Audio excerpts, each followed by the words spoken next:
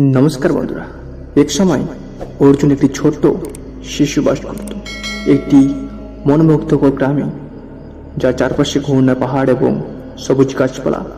সম্প্রদায়ের মধ্যে অর্জুন তার কোমল স্বভাব, প্রখর বুদ্ধি এবং আদম্য সংকল্পের জন্য সুপরিচিত ছিলেন। তিনি জীবনের অনেক বাধা অতিক্রম করেছেন, তবুও তিনি কখনোই আশা হারাননি, কারণ তিনি ভাগ্য এবং ঐশ্বরিক নির্দেশনায় বিশ্বাস করেছিলেন।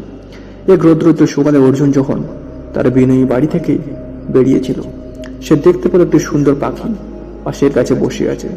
এর গান সুররা বাতাসে পূর্ণ করে এবং এর পলক সোনালি রোদে জলজল করে। অর্জুন এই দৃশ্য দেখে বিস্মিত হয়েছিলেন এবং এর সৌন্দর্যের প্রশংসা পুরো থামাতে পারেননি। হঠাৎ তার মাথায় একটি কণ্ঠ বেজে উঠল, এমন একটি কণ্ঠস্বর যা মহাজগতের মূল্যের সাথে কথা বলে মনে হচ্ছে। জ্ঞান ও নির্দেশনা ফিসফিস শব্দ ছিল ভগবান বিষ্ণুর পবিত্র অবতার শ্রীকৃষ্ণের কণ্ঠস্বর। বক্তা আরো বললেন, আপনি যদি এই পাখিকে আপনার বাড়ির চারপাশে দেখতে পান, তবে এটি বিবেচনা করুন, আপনার ভাগ্য খুলছে। উত্তেজনা এবং কৌতূহল অর্জুনকে এই রহস্যময় শব্দের অর্থ কি তা ভাবতে বাধ্য করেছিল। এটা তার ভাগ্য, এই খেলার ইঙ্গিত কি, আর তার জীবনযাত্রার সঙ্গে পাখির নিশ্চক অস্তিত্বের কি সম্পর্ক ছিল? ধাঁধা সমাধানের একটি মিশন নিয়ে অর্জুন জ্ঞানার্জন এবং আত্মআবিষ্কারের সন্ধানে যাত্রা শুরু করেন। তিনি পুরনো বইয়ের শিক্ষা অধ্যয়ন করেছিলেন এবং ঋষি ও আধ্যাত্মিক গুরুদেবের পরামর্শ চেয়েছিলেন। তিনি ধ্যান এবং আত্মদর্শনে নিযুক্ত ছিলেন। সমাধানের সন্ধানে তার নিজের সংস্থার মধ্যে বহুদূর অনুসন্ধান করেছিলেন। দিনগুলি সপ্তাহে পরিণত হয় এবং সপ্তাহগুলি মাসে পরিণত হয়, এবং অর্জুনের জীবন এবং ভাগ্যের উপলব্ধি পরিমাপের বাইরে প্রসারিত হয়।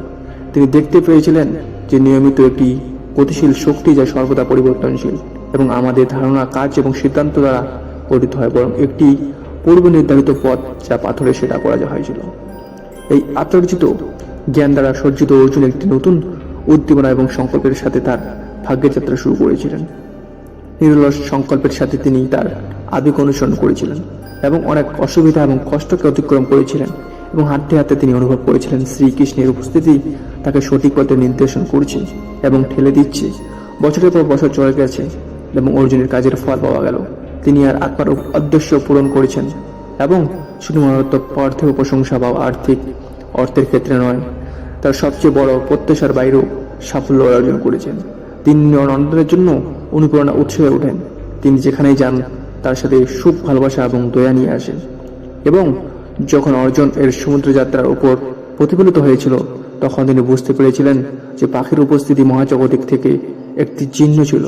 এটি একটি অন্তস্থ অনুসরক যে তার ভাগ্য ঠিক তার সামনে প্রকাশিত হচ্ছে, কারণ প্রতিটি ঘটনা, প্রতিটি মিটিং, প্রতিটি অভিজ্ঞতা সবকিছু চূড়ান্ত ভাগ্যকে বৃহত্তর পরিকল্পনায় রূপ দিয়েছে।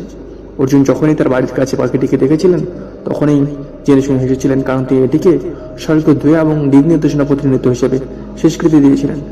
জয় শ্রীকৃষ্ণ। তিনি কৃতজ্ঞতার সাথে বীর করলেন, অসীম জ্ঞান এবং ঐশ্বরিক সীমহীন ভালোবাসাকে শেষকৃতি দিয়ে দিলেন।